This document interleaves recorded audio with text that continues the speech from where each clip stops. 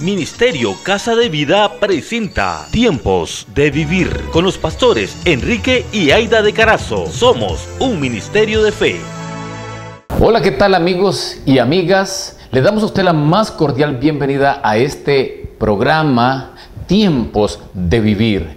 Tiempos de tomar decisiones, tiempos de alegrarse, tiempos de tratar de cambiar nuestro entorno. Le hablan los pastores Enrique y Aida de Carazo, quienes te saludan a la distancia.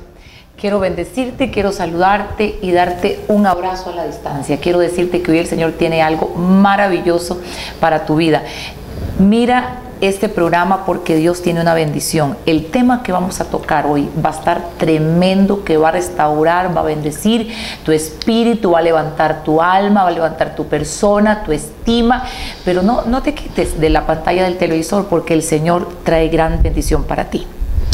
Vamos a estar tratando un tema que está muy relacionado con los fracasos que nosotros podemos tener en nuestra vida, y el tema se llama el verdadero camino a la restauración. Así es. Ahora, restauración. Tratemos de definir por un momento qué es restaurar algo. Por ejemplo, cuando nosotros restauramos un objeto, ¿cómo es que lo restauramos? Bueno, si se nos quiere una taza, ¿verdad? Y es una taza que alguien nos regaló, ¿verdad? A veces con la foto del nieto, la foto del esposo, del hijo. Nosotros no queremos que esa taza no se nos haya quebrado. Entonces agarramos los pedacitos, lo unimos, si es que se puede restaurar, a veces no se puede restaurar, y la tratamos de pegar y tratamos de restaurarla. No queda igual, pero por lo menos se unió. Así es. Ahora, pero cuando hablamos, pastora Aida, de el restaurar una vida. Bueno, es que son dos cosas diferentes, porque ya ahí es el alfarero. Dios dice en Jeremías que Él es el alfarero de nuestras vidas. Y muchas veces nuestra vida está mal. Es como esas tacitas que a veces las hacen, ver, y quedan con unas pelotas así raras. Entonces, ¿qué hace el alfarero? Que la agarra, la deshace y la vuelve a pasar por la rueda hasta que la taza queda perfecta. Y qué tremendo, porque cuando, ¿verdad?, la pintan, le ponen colores. Y Jesús en nuestras vidas hace eso. Nos encuentra deshechos, nos encuentra con montones de cosas raras en nuestra vida, pecados ocultos, heridas, traumas, enfermedades que Dios viene a sanar en nuestra vida. Pero cuando nos agarra, sí, ese proceso es muy duro, pero sí es lindísimo porque Él viene a restaurar, y es el único que restaura el alma. El Salmo 51 es un salmo de un clamor. De un clamor de alguien que había sido considerado, bíblicamente hablando, conforme al corazón de Dios. David. Ese fue el rey David. Dios, cuando conoció ese jovencito rubio, que su función era cuidar ovejas. Ovejas, cuando yo hablo, son los animalitos, las ovejas. Y resultó que Dios vio el corazón de ese jovencito y dijo que yo me haré un nuevo rey, y ese rey será conforme al corazón, a mi corazón. El rey David, después, pasado un tiempo y ya habiendo tenido bonanza y habiendo tenido todas las bendiciones y la paz que necesitaba o quería, resultó que de pronto se encontró con que la tentación. Y la tentación, como tantos matrimonios podrán haber visto este problema, este flagelo de la infidelidad, de pronto encontró la oportunidad de pecar, vio lo que no tenía que ver en el momento que no tenía que verlo, y resultó que se vio tentado y cayó en lo que podríamos decir adulterio, y posteriormente al adulterio el crimen. Así es. Entonces, el Salmo 51 es un salmo de clamor, es un salmo que él externa toda una angustia y nos enseña tantas cosas, porque eso nos dice que el Dios de misericordia que nosotros tenemos es un Dios perdonador, es un Dios que restaura. Ahora, ¿qué es lo que nos habla el Salmo 51, pastora? Pastor, hablando de esto, nadie cae de la noche a la mañana. Siempre se gesta, ¿verdad? Tiene un proceso la persona, ¿verdad?, donde va acariciando ese pecado, acariciando esas cosas que no están bien, hasta que sale a la luz. Fue lo que le pasó al gran rey David, ¿verdad? Eso venía, el enemigo venía trabajando hace mucho tiempo hasta que se gestó el pecado. Hace bastante tiempo venía trabajando, sí, hace ¿verdad? mucho tiempo. Y así pasa en la vida de las personas. ¿Verdad? Las personas creen que dicen, pero ¿cómo? Dice, si esa persona era tan buen papá, era tan buen esposo, tan responsable, dice, no es posible que, dice, se haya dado esto. No, eso venía el enemigo trabajando años, a veces meses, hasta que por fin da luz ese pecado terrible. Y fue lo que pasó con el rey David, ¿verdad? Dice, un grito al interior. 16 peticiones de un grito al interior. Y la primera petición en el versículo dice, ten piedad de mí, oh Dios, le dice. Dios, conforme a tu misericordia, dice, conforme a la multitud de tu piedad, borra mis rebeliones, le dice el rey David. Es una de las peticiones, es un grito al interior, que el rey David sabe que se encuentra sucio, el rey David sabe que se encuentra mal, y le dice, ten piedad de mí. Es como cuando le dice, tenga misericordia de mí, Señor, lo que le está diciendo el gran rey David al Señor. Pero ¿cuántas veces nosotros, pastor, también necesitamos clamar y decirle, ten misericordia de mí, borra, Señor? Yo no sé, póngale nombre a las cosas que tiene. El rey decía aquí, mis rebeliones. Eso es algo que te iba a hacer un comentario, tal vez iba a hacer como un paréntesis allí, y él dice, rebeliones. Dice, borra mis rebeliones. Está hablando, en otras palabras, que la raíz de todo fue una rebelión. Exacto.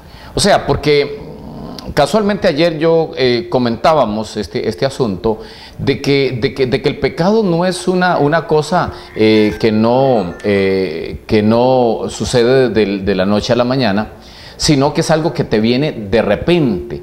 Correcto. Te viene de repente, no te viene de repente. La gente dice, es que me vino de repente. No es de repente. Eso te vino porque había ya un proceso que estaba gestándose en medio de todo esto. Entonces, cuando él dice, borra mis rebeliones, es porque él conocía lo que él no tenía que hacer. Él conocía y entendía perfectamente que él debía haberse guardado, haber interiorizado su palabra, y no solo interiorizarla, sino que del interior hacer que fluyera a todos sus miembros y a toda su preocupación que había, y decir, Señor, tengo la oportunidad de fallar, pero no voy a fallar porque tú eres fiel, porque tú eres bueno. Así que qué bueno es entender esto. El pecado nunca viene sin causa. Nunca viene sin causa. Y eso le dice, ten piedad. Es como una súplica que le hace él a Dios.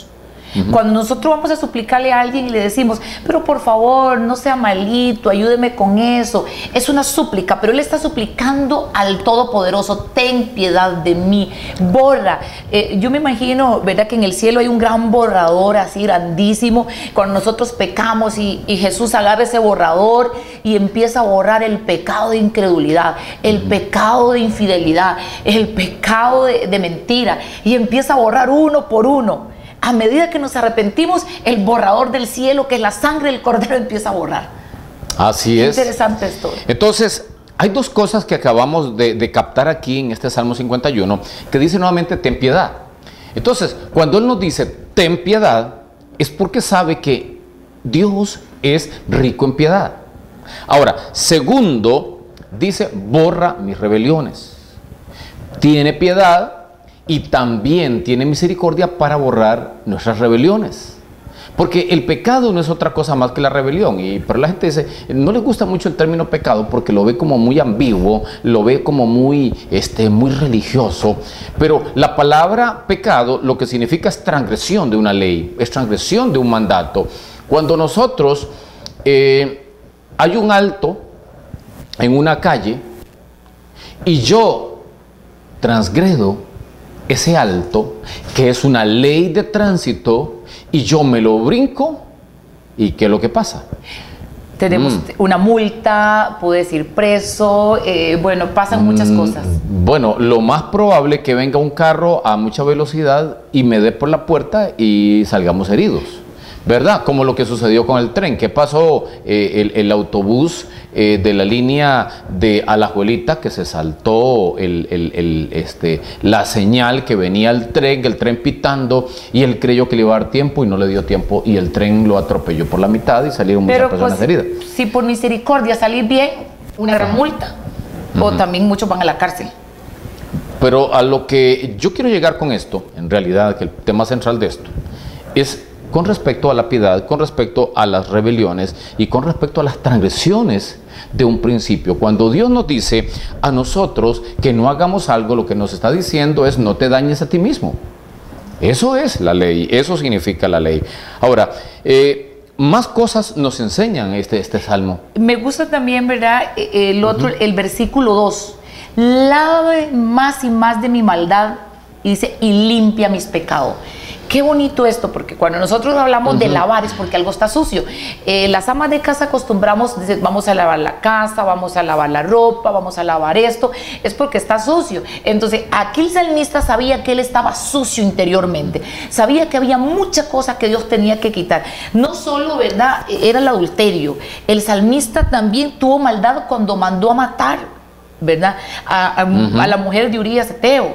No, al marido, a Urías. A Urías, sí, al esposo de Betsabé, ¿verdad? Entonces, o sea, el salmista había cometido tantos que mucha gente lo puede llamar errores, pastor, pero la verdad que no son errores, son pecados. Es un pecado de premeditación, ¿verdad? Eso fue lo premeditó con alevosía, ¿verdad?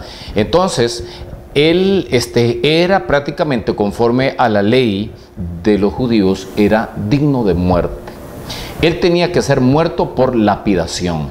Entonces, por eso es que él puede decir, o sea, porque yo reconozco, nuevamente vuelve a poner énfasis en el versículo 3, que son rebeliones, ¿verdad? Entonces, pero en ese texto que acabas de leer, que es la tercera petición, que le dice, lávame más de mi maldad.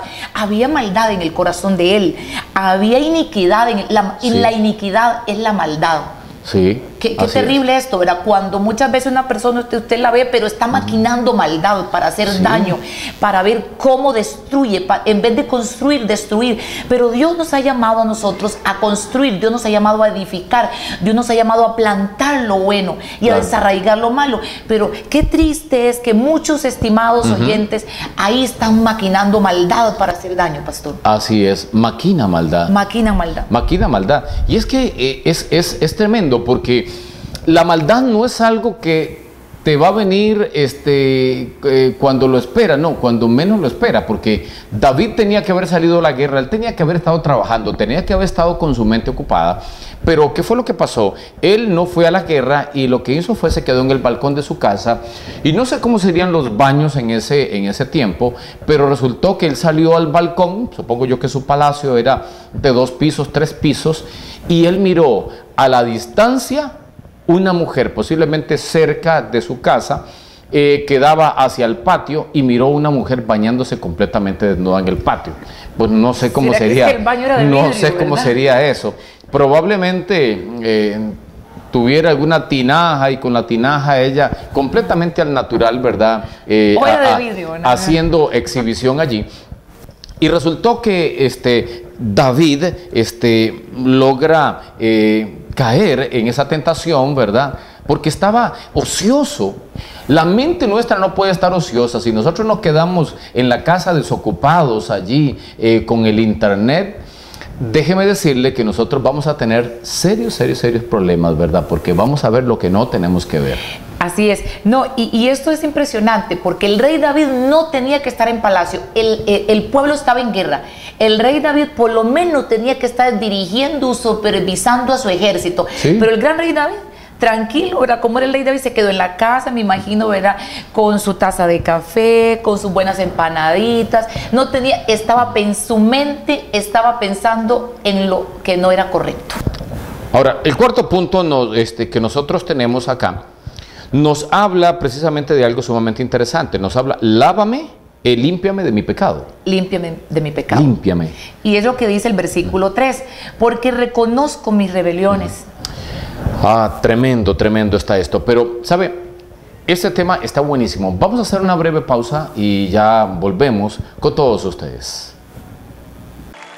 Por ti todo lo puedo, todo es posible, y la fuerza tú me das.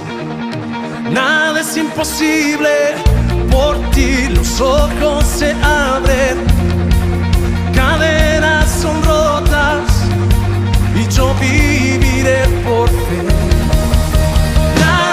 imposible.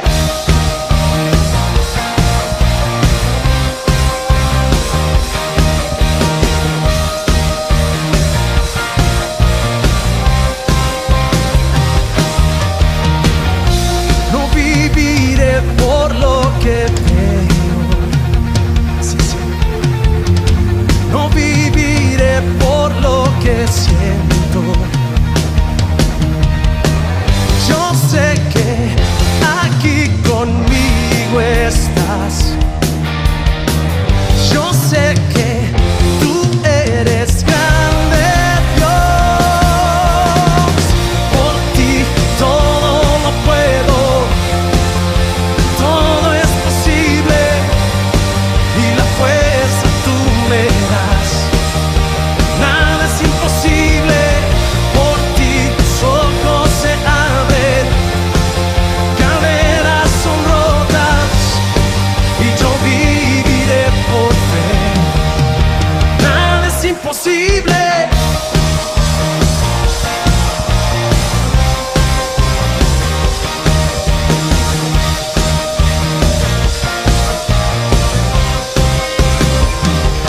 Vamos, dilo. No viviré por lo que veo, no viviré por lo que siento, no viviré por lo que siento. Yo sé, Julián, yo sé que aquí conmigo estás. Yo sé que tú eres grande, Dios. Por ti todo lo puedo, todo es posible y la fuerza tú me das. Nada es imposible, por ti los ojos se abren, cadenas son rotas y yo viviré por fe. Nada es imposible.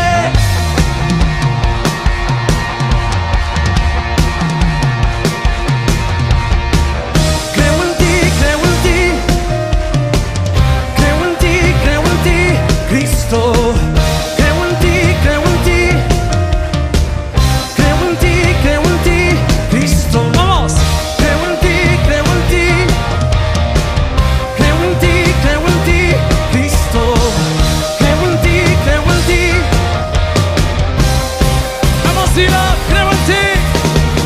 Creo en ti, creo en ti. Creo en ti, creo en ti, Cristo. Creo en ti, creo en ti. Creo en ti, creo en ti, Cristo.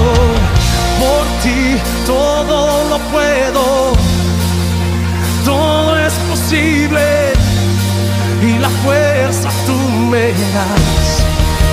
Nada es imposible, por ti los ojos se abren, cadenas son rotas y yo viviré por fe. Nada es imposible. Creo en ti, creo en ti, creo en ti, creo en ti, Cristo. Creo en ti, creo en ti, creo en ti, creo en ti, Cristo.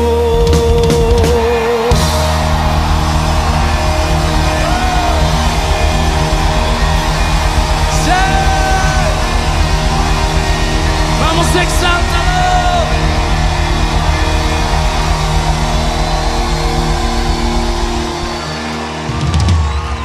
Muy bien, después de haber vuelto de esta preciosa alabanza que tuvimos, queremos continuar con este precioso tema que es de edificación, porque es un grito de angustia en muchos que yo sé que nos están viendo, y también nosotros mismos en algún momento pasamos un grito de angustia. Y quiero decirte algo, ¿sabe? Dios no es un Dios de juicio. No piense que Dios vino aquí con un látigo para maltratarle a usted cada vez que usted quiera,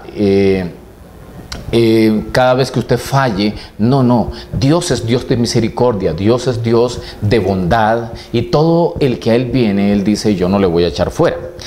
En este salmo, el salmista dice algo más: límpiame. ¿De qué mi dice? maldad. Límpiame de mi maldad. Por eso la palabra de Dios no se equivoca al decir que yo tengo una necesidad. Ahora, ¿cómo se siente uno cuando uno anda demasiado sucio? Bueno, yo me siento mal, ¿verdad? Cuando venimos sudados, cuando, ¿verdad? Venimos de caminar, uno desea como darse un baño, ¿verdad? Y es tan rico saber que uno entró y le cayó esa ducha y bueno, y después te echas el body y todas esas cosas. Qué rico se siente uno. Yo pienso que igual es en la vida espiritual. Cuando la persona viene sucia y el Espíritu Santo entra en la persona, Jesús como Señor, como Salvador, la persona se siente fresca, la persona se siente livianita, descargada. Qué interesante es esto, ¿verdad? Así es. Pero también dice algo más. Él hace un grito y dice, purifícame. Es que eso es muy importante. Él dice, purifícame. Ya se lavó, o sea, ya se bañó, pero ahora es más profundo el asunto. Va más hacia adentro. Cuando él dice purifícame, cuando nosotros vamos a purificar algo como el agua, el filtro, ¿verdad? Sabemos que el agua normal del tubo no es un agua que está mal, pero hay gente que dice, la voy a purificar por aquello de los minerales o de la basura o de culiformes, bueno, de un montón de cosas, y empieza a filtrar y esa agua sale pura, pura. Ahora ya el asunto es más profundo, más al interior. Yo me acuerdo... Tal vez la ilustración no es muy agradable, porque para mí no lo fue en ese momento agradable. Me acuerdo que yo iba en mi bicicleta, iba siendo un joven de 18 años, iba en mi bicicleta y yo no vi un sapo muerto a la orilla de la calle. Y resultó que yo no sé cuántos días tendría el sapo, pero yo sé que el sapo estaba inflado. Ay. Y entonces resultó que cuando de repente voy de nochecita, y le paso por encima al sapo. Ay, qué terrible. Y el sapo se reventó y me pringó por todas partes. Ay, no. Sentí un asco porque era un olor tan nauseabundo que no hice otra cosa más que regresarme a la casa. Y yo me lavaba y me lavaba y me lavaba porque sentía tan desagradable eso que yo decía, quítame esa inmundicia. Quítame esa inmundicia. Esas partes de ese sapo en mis piernas, todo embarrado.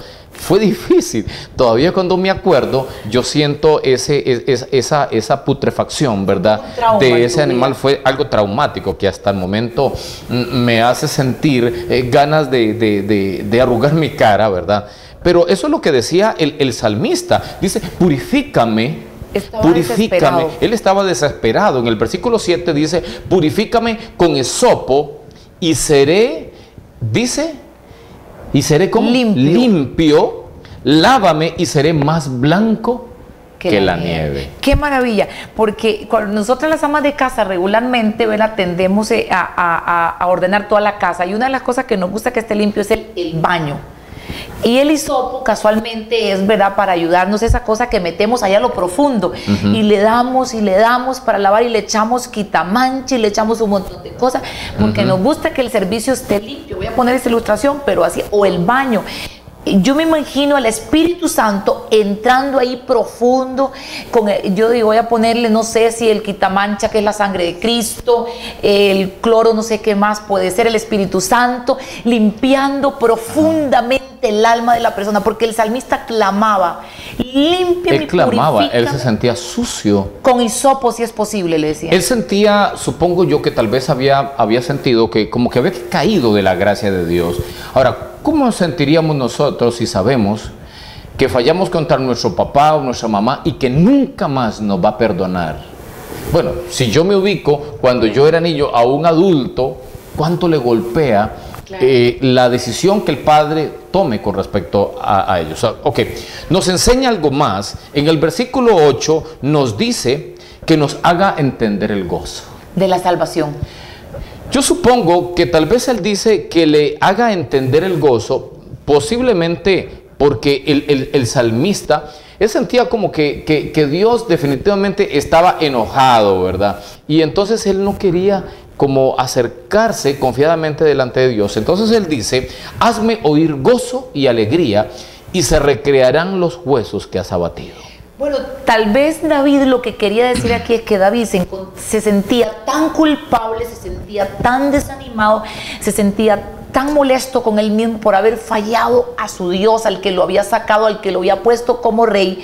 Y él decía, él sentía que la alegría se le había fumado. Y entonces le dice, hazme sentir gozo. Él sentía que su alma había muerto emocionalmente. Y entonces aquí David le dice, hazme oír gozo, oh Dios, Dios de mi salvación. Porque una persona en apariencia puede reír, pero espiritualmente podría ser que esté muerta, no sienta lo que está exteriormente expresando. Ahora, muchos de nosotros en determinado momento le fallamos a alguien. Le fallamos a un jefe, le fallamos a la esposa, le fallamos a una novia, le fallamos a tantas personas a nuestro alrededor.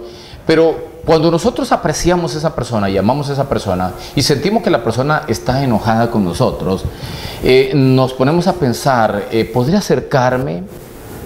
Yo no me siento confiado, yo me siento triste, me siento mal, porque aquella persona yo siento que está enojada, está resentida conmigo. Y entonces uno no se puede sentir bien porque yo amo a aquella persona, yo la admiro y está enojada conmigo, pero ¿cómo hago? Yo me siento triste también internamente. Es lo mismo que David, el salmista David, pues se sentía acá. Por eso él dice... Y son 16 sí, peticiones las y que dice hace. también en el versículo 9, dice, borra mis maldades. Borra. Porque sentía que aquella maldad estaba como escrita en piedra, ¿verdad? Estaba allí cada vez retumbando, aunque tal vez él supiera que Dios ya le había perdonado, pero él sentía como que todavía Dios no lo había perdonado de eso, ¿verdad? Entonces en el versículo 9, él vuelve a expresar eso, ¿verdad? Y qué él lo maravilla. expresa y lo dice, esconde tu rostro de mis pecados y borra todas mis maldades. O sea, él deseaba como que eso nunca hubiese pasado, ¿verdad? Así es como el esposo que le ha fallado a la esposa o la esposa que le ha fallado al esposo, dice, yo deseara que esto nunca hubiese pasado. Qué tremendo, pero el gran rey David, déjeme decirle que no importa su cargo, no importa su puesto, no importa lo que usted sea, porque muchas veces no queremos reconocer, porque dice, qué vergüenza me da saber que yo he fallado, si mi esposa se da cuenta, si mi hijo se da cuenta, si la tía se da cuenta, si mis padres se enteran de lo que yo he hecho. No se preocupe usted, busque ayuda. Si usted está en una situación como el gran rey David, el Salmo 51 es un salmo tremendo que lleva el camino a la restauración. Busque, porque si usted se queda ahí se va a hundir y no va a salir, y probablemente va a terminar muerto espiritual, va a terminar hundido en el pecado. Y muchas veces el enemigo te lleva al suicidio, te lleva a la muerte. Y una vez que ya no puedes, dice, el enemigo te dice, ya para que salgas de esto, suicídate. Pero no es la solución. La solución es que usted busque ayuda en el Espíritu Santo para que Él te levante, para que Él venga a restaurarte, para que usted, como el salmista David, confiese y diga, Señor, he pecado, sé que tú puedes con tu sangre maravillosa, sé que eres mi Señor, sé que estás ahí para auxiliarme. Ok, también dicen en el verso 10, dice, crea en mí un corazón, y me gusta eso, crea en mí un corazón recto. Un corazón que sea limpio, dice él, un corazón limpio, y renueva un espíritu recto dentro de mí. Qué bueno es decir, que yo pueda sentir de lo profundo de mí que yo estoy limpio, que yo no tengo culpa ya. ¿Y sabes qué significa el corazón recto? El corazón recto significa el corazón obediente. Cuando una persona tiene un corazón recto, una persona obediente a la voz de Dios, obediente a sus mandatos, obediente a sus preceptos, obediente a lo que la palabra del Señor nos ha dicho. Porque déjeme decirle, mi estimado amigo, mi estimada amiga, este asunto no es de religión, esto es de relación. Porque de repente usted dice, bueno, es que esos son religiosos. No se preocupe por la religión, olvídese de la religión, ocúpese de la relación que usted tiene con Jesucristo, con el Espíritu Santo, con Dios mismo. Ocúpese de su vida en esa relación directa, íntima, y Él te va a ir dando ese corazón recto. Pastora, también él hace un clamor en el versículo 11, del cual tenemos que ponerle atención dos cosas. Primero dice, no me eches de delante de ti. Y segundo dice, no quites de mí tu Santo Espíritu. Esto es profundo, porque resulta, ¿verdad?, que el Espíritu Santo es el que está aquí en la tierra, ¿verdad?, revelando al Padre y a Cristo. Entonces, el Espíritu Santo es el que nos guía a toda verdad. Cuando la persona peca o cuando nosotros pecamos, el Espíritu Santo lo que hace es que se va poniendo como en la esquina, ¿verdad? Lo vamos sacando. Queda relegado. Queda relegado. Dice, la verdad que yo no puedo morar ahí porque hay suciedad. Y él va saliendo, cuando se da cuenta lo ha sacado. Él no es que digamos el Espíritu Santo sale solo, la persona lo saca de su vida. Ahora, aún muchas personas adultas, cuando ellos se sienten relegados, sienten, digamos, todos los que tuvimos muchos hermanos, si yo sentía que mi papá andaba más con uno o le compraba a mi hermano, yo me sentía relegado y me sentía mal.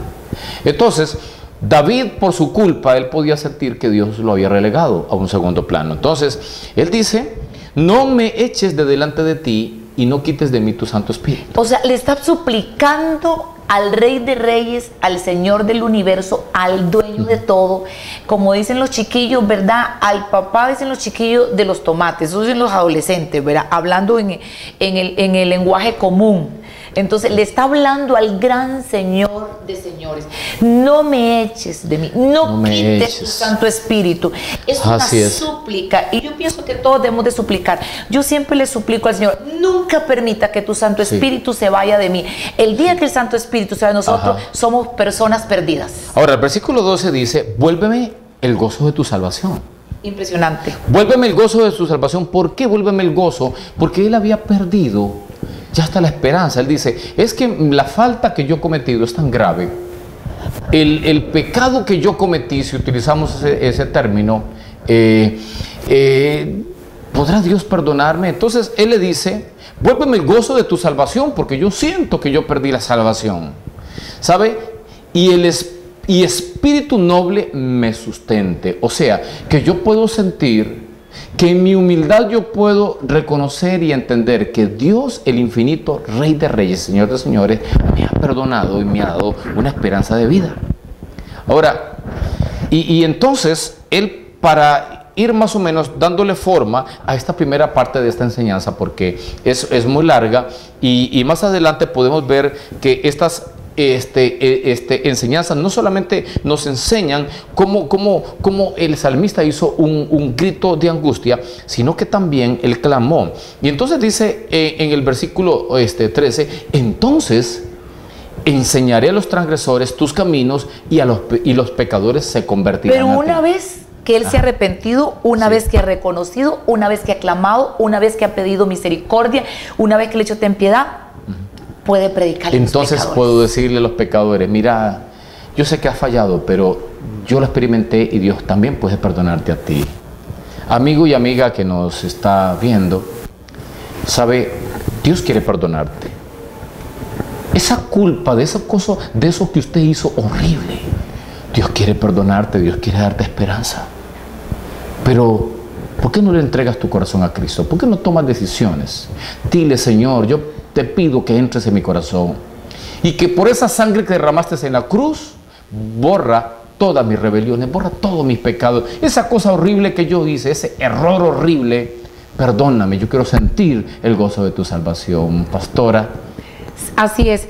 También, ahora que vos hablabas, hay muchas personas que nos han pedido petición porque también están angustiadas. Ahora que hablamos del Salmo 51, aquí tenemos a José Naranjo pidiendo, ¿verdad? Esta petición dice, para que Dios le bendiga, dice, a sus hermanos, al pueblo, pastor. Entonces él es de Alajuela, ¿verdad? Él quiere, ¿verdad?, que el Señor le use poderosamente, ¿verdad? Y ser una persona de mucha bendición. Oramos creyendo que Dios va a levantar a Joseph en el nombre de Jesús, ¿verdad? Así es. Ahí tenemos otra petición, pastor. Jocelyn Arce Garita está clamando para que se abran puertas, para que hayan puertas abiertas de trabajo, su familia, restauración de su familia, para que su noviazgo sea guiado por el Señor, para que Dios bendiga y respalde ese futuro matrimonio que tiene.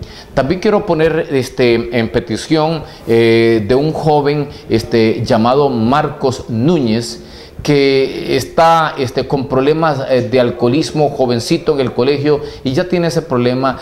pedimos también misericordia por su vida, que Dios le alcance donde él esté y le logre hacer recapacitar y que vuelva a la casa. Dios es bueno, y si usted que está allí en su casa también tiene una petición, levante su mano ahora mismo y diga: Señor, yo creo que tú vas a hacer un milagro poderoso, que tú vas a suplir y aún más abundantemente de lo que yo creo y espero. En el nombre de Jesús, así sea. Así, también queremos recordarte que también puedes ver nuestros programas, ¿verdad?, a través de nuestra página que va a salir al pie del programa, ¿verdad?, nuestro Facebook, nuestro correo. Escríbenos, porque el Señor va a hacer milagros en tu vida, ¿verdad? No, llámanos también por teléfono, ahí están nuestros teléfonos, ahí va a ser la dirección de nuestra iglesia. Puedes visitarnos, estamos en Heredia Centro del antiguo hospital, 150 metros al este, ahí van a estar los horarios. Visítanos, porque estamos para servirte. Si necesitas alguna consejería, también somos una iglesia de familia, somos casa de vida. Muy bien, amigos y amigas, que el Señor te bendiga y hasta pronto.